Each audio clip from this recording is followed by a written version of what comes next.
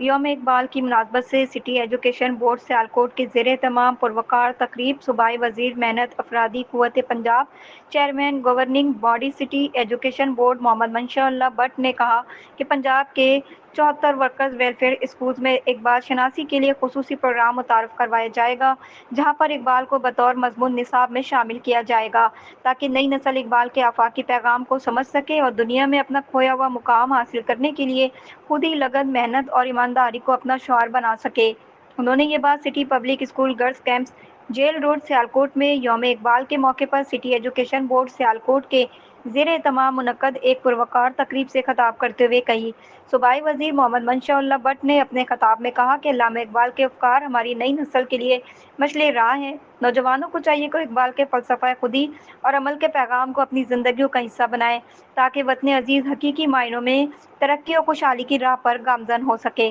انہوں نے مزید کہا کہ علامہ اقبال نے نوجوانوں کو بلند حوصلہ، خود اعتمادی اور کردار کی مضبوطی کا درس دیا اور یہی تعلیمات پاکستان کے روشن مستقبل کی ضمانت ہے۔ تقریب میں اراکین گورننگ باڈی حافظ اکبر